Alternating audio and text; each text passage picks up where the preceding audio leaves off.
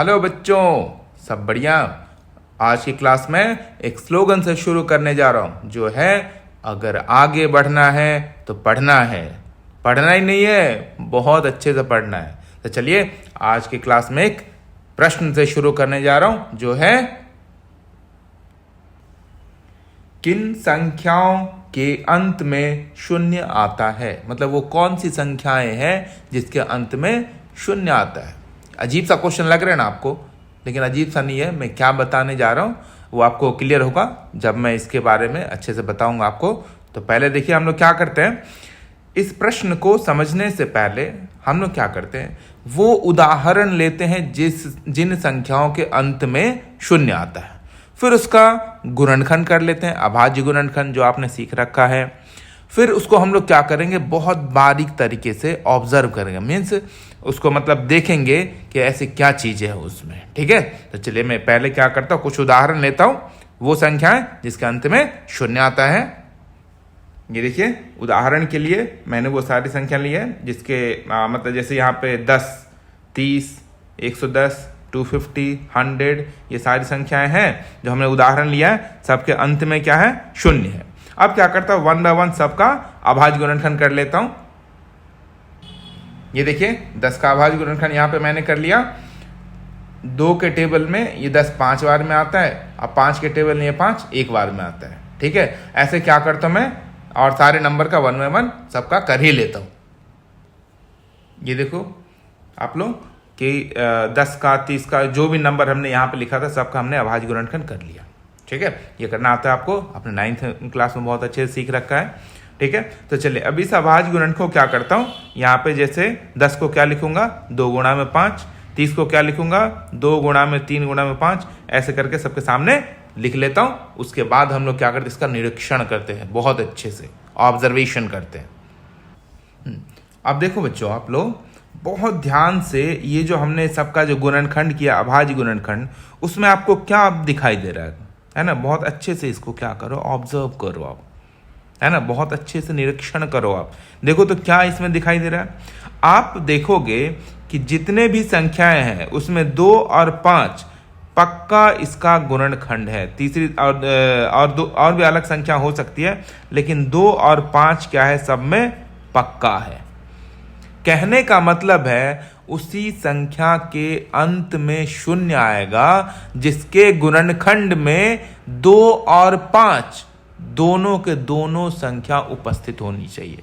मतलब दोनों एक साथ रहनी चाहिए, ये नहीं कि एक है, अगर 2 है तो 5 नहीं है, 5 है तो 2 नहीं है, या दोनों ही नहीं है। उस कंडीशन में कभी भी उस संख्या के अंत में शून्य नहीं आएगा। ठीक है, तो अब आपको समझ में आ गया कि किन संख्याओं के अंत में शून्य आता है। तो उन संख्याओं के अंत में या उन संख्या के अंत का अंक शून्य होगा जिसके गुणनखंड में 2 और 5 एक साथ रहना चाहिए। ठीक है, तो मैं इसको लिख देता हूं। तो यहां पे मैंने ये हाईलाइट करके लिख दिया है कि जिन संख्याओं के गुणनखंड में 2 तथा 5 एक साथ आता है, जैसे यहाँ पे देख रहे हैं हर एक गुणनखंड में 2 और 5 तो आया है, तीसरा नंबर जो भी है। ठीक है, लेकिन 2 और 5 पक्का रहना है। तो जिन संख्याओं के गुणनखंड में 2 तथा 5 एक साथ आता है उन संख्याओं के अंतिम अंक शून्य आता है, या अंतिम अंक शून्य होता है।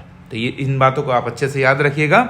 अब इसी पे बेस्ड, इसी कॉन्सेप्ट पे बेस्ड हम लोग क्या करते हैं, एक क्वेश्चन करते हैं। पहले मैं क्वेश्चन लिख लेता हूं, फिर आपको मैं समझाता हूं। ये देखो बच्चों, हमने यहाँ पे क्वेश्चन लिख लिया है, n के किस मान के लिए 4 to the power n means 4 की घात n शून्य पर समाप्त होगी, जहां n एक प्राकृतिक संख्या है ना। ये क्वेश्चन समझ में आया या नहीं आया, नहीं आया, मैं इसको समझाता हूं कि ये कहना क्या चाह रहा है कि n के किस मान के लिए 4 की घात n शून्य पर समाप्त होगी। ये क्वेश्चन क्या है मैं आपको समझाता हूं, रुकिए। क्वेश्चन में क्या लिखा है, 4 की घात n, जहां पे n क्या है, एक प्राकृतिक संख्या है। तो n का मान हम लोग क्या करते हैं, कुछ प्राकृतिक संख्या रख के देखते हैं। ये देखिए n के बदले हमने यहां पे क्या रखा है, 1, 2, 3, और भी रख सकते हैं आप, 4, 5, 6, 7, 8 जो रखने रखिए, लेकिन वो क्या होना चाहिए, प्राकृतिक संख्या हो। अब क्या करते हैं, इसको हम लोग विस्तार रूप में लिख लेते हैं, है ना। क्वेश्चन में है क्या, मैं वो आपको समझा रहा हूँ कि देखिए 4 की घात 1 करने से 4 होगा, 4 की घात 2 करने से 2 बार लिखिए, 4 की घात 3 बार, अगर 3 है तो 3 बार लिखिए। अब सबको यहाँ पे गुणा करके लिख के देखता हूं मैं। ये देख लो आप कि यहाँ पे 4 गुणा में 4 कितना हो गया 16, 4 गुणा में 4 गुणा में 4 कितना हो गया 64। तो ऐसे करके हम लोग जैसे यहाँ पे घात हमने 1 डाला, 2 डाला, 3 डाला, ऐसे हम लोग ये जो क्या कहते हैं n का जो मान है रखते जाएंगे, तो कभी इसके अंत का जो अंक है 0 हो सकता है क्या? वो क्वेश्चन है कि अगर n का आप कुछ भी मान रखोगे तो यहाँ पे 0 आ सकता है क्या, ये जो लास्ट वाला अंक, ठीक है। तो आपने जो अभी मैंने बताया था आपको कि मतलब वो कौन सी संख्या है जिसके अंत का अंक 0 होता है, तो जिसके गुणनखंड में 2 और 5 हो। तो ये वही क्वेश्चन है कि n के किस मान के लिए 4 की घात n 0 पर समाप्त होगी, जहां n एक प्राकृतिक संख्या था। हम लोग क्या करेंगे, इसका पहले गुणनखंड करके देखते हैं, फिर चेक करते हैं कि ये दोनों संख्या उसके गुणनखंड में आता है या नहीं, ठीक है। अगर दोनों संख्या आ गया 2 और 5, ये 2 और 5 अगर इसके गुणनखंड में आ जाएगा, हम लोग कहेंगे हाँ आएगा उसके अंत का अंक 0। अगर नहीं आएगा तो कभी नहीं आ सकता उसके अंत का अंक 0। तो देखिए, तो यहां पे देखिए जो हमें क्वेश्चन में दे रखा है इसको चेक करना है, तो वो संख्या यहां पे लिखिए, फिर 4 का गुणनखंड करिए। तो 4 का गुणनखंड कितना होगा 2 गुणा में 2, ठीक है, और घात जो भी है वो लिख दीजिए। अब आप ये जो संख्या जिसका आपने गुणनखंड निकाला, इस गुणनखंड में चेक करिए, 2, मैं बोला था ना कि 2 और 5 दोनों रहना चाहिए, तब उसके अंत का अंक 0 होगा। लेकिन यहां पे आप क्या देख रहे हैं कि 2 तो है, 5 क्या है मिसिंग है। अब मैंने क्या बोला था कि दोनों रहना चाहिए। तो n का ऐसा कुछ भी मान आप डाल दीजिए, 1 2 3 4 मतलब लाख करोड़ जितना डालना है डाल दीजिए।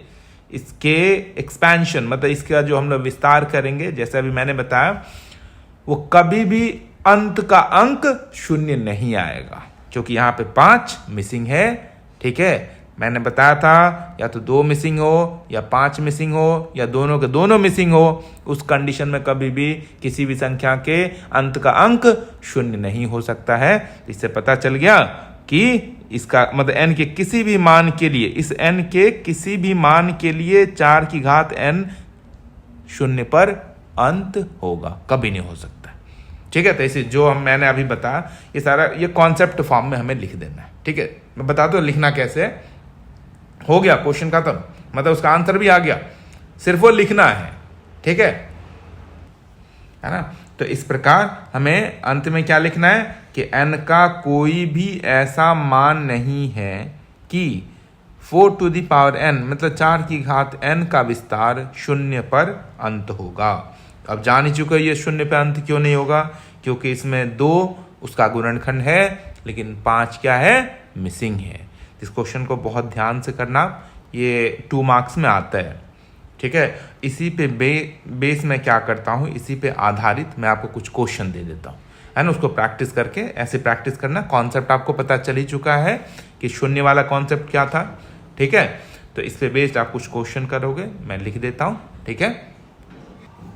ये बच्चों ये रहा आप लोगों के लिए अभ्यास के लिए प्रश्न, क्वेश्चंस फॉर प्रैक्टिस, ठीक है। इसको वीडियो को पॉज करके ये सारा क्वेश्चन आप नोट कर लीजिएगा और उसके बाद उस सारे क्वेश्चन को क्या करना है सॉल्व करना है आपको, ठीक है। तो चलिए हम लोग चलते हैं। अब हम लोगों ने HCF निकालना सीख लिया था, LCM निकालना सीख लिया था। अब उसी पे बेस्ड हम लोग कुछ क्वेश्चंस करते हैं, ठीक है। तो पहले क्वेश्चन लिख लेता हूँ और उस रूल को जो मैंने आप वर्किंग रूल जो बताया था, कार्य नियम, वो भी एक बार आपको समझा दूंगा, ठीक है। तो पहले क्वेश्चन लिख लेता हूँ, है ना। क्वेश्चन है 32 तथा 54 का HCF तथा LCM ज्ञात कीजिए, ठीक है। तो अपने जो पहली वाली क्लास में जो क्लास नंबर 1 था उसमें मैंने आपको बताया था कि निकालना कैसे, तब भी क्या करता वो शीट में आपको फिर से दिखा देता हूँ, वो क्या रूल है कैसे फाइंड करना है वो देख लीजिए एक बार। ये देखिए ये था कार्य नियम मीन्स वर्किंग रूल। पहले क्या करना था हम लोगों को, मतलब क्या करना है, दिए गए संख्याओं का अभाज्य गुणनखंड कर लेना है, इस गुणनखंडों को घातीय रूप में लिखना है, फिर HCF के लिए क्या करना है, छोटी घात वाली सामान्य संख्याओं को लिखकर गुणा करना है, जो पहले वाले क्लास में आप देख सकते हो उस वीडियो को।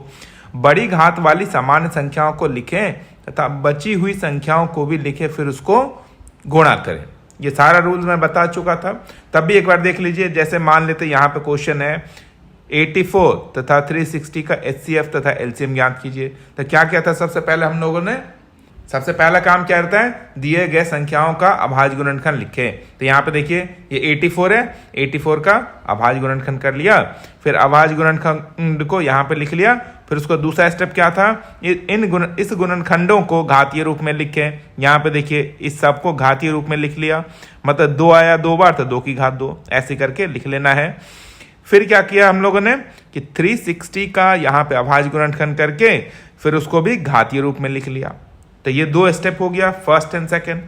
HCF कैसे निकालना है, इस दोनों संख्या, ये जो 2 आपके पास जो घातीय रूप आया है, इस दोनों में जो संख्या आपस में मिल रही हो, सामान्य संख्या के छोटी घात वाली संख्या को लिखना है। इसलिए देखिए HCF में ये आ गया, इस दोनों में छोटी घात वाली संख्या ये है तो इसको लिख लिया।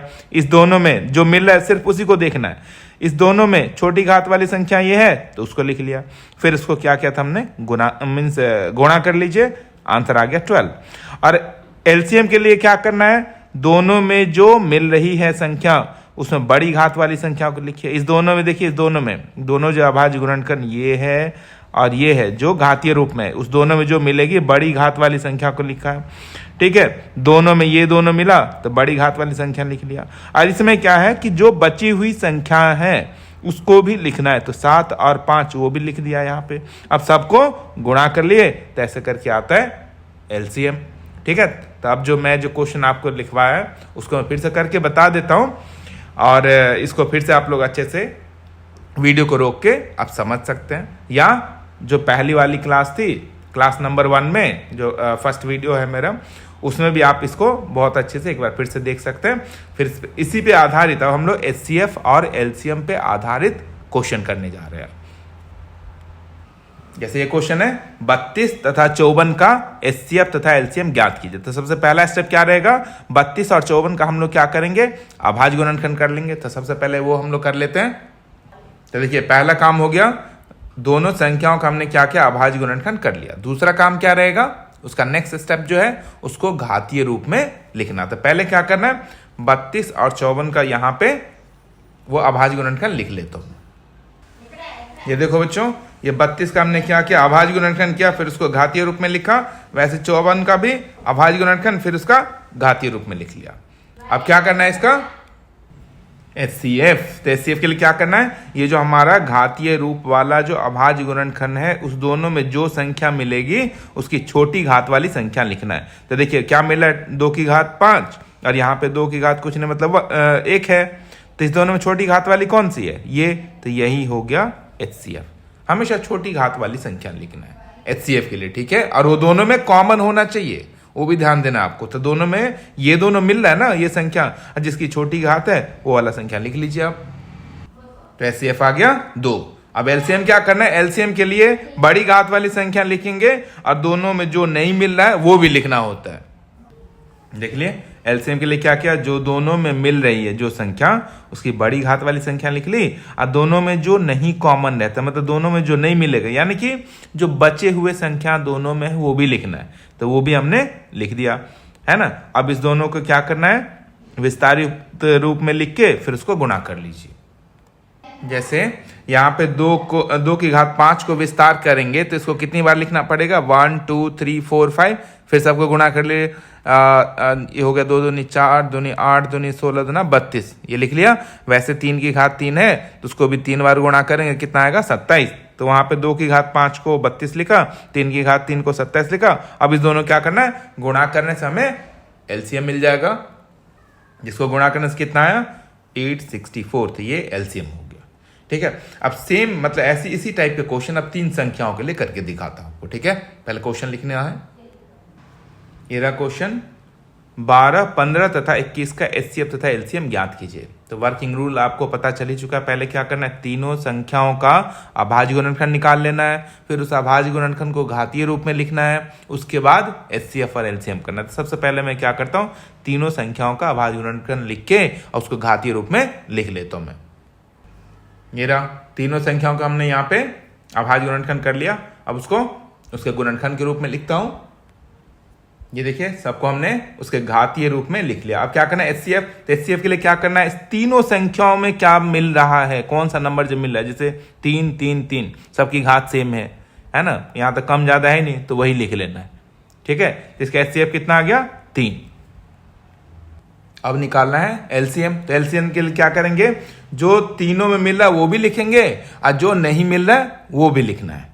ठीक है, ये देखो आप, तीनों में 3 मिल रहा है, ये वाला 3 मिल रहा है ना, वो लिख दिया। जो कॉमन होगा एक ही बार लिखना है, और छोटी घात वाली।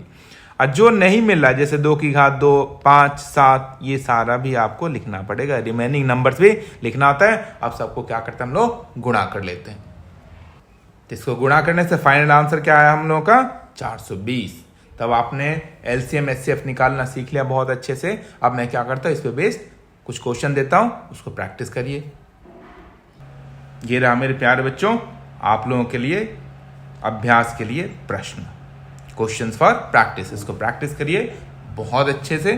ठीक है, और आज के क्लास के लिए इतना ही। और जो भी हम लोग डिस्कस करेंगे वो क्लास नंबर 3 में। आज था आपका क्लास नंबर 2 वास्तविक संख्या का। ठीक है, चलिए खुश रहिए, बाय बाय।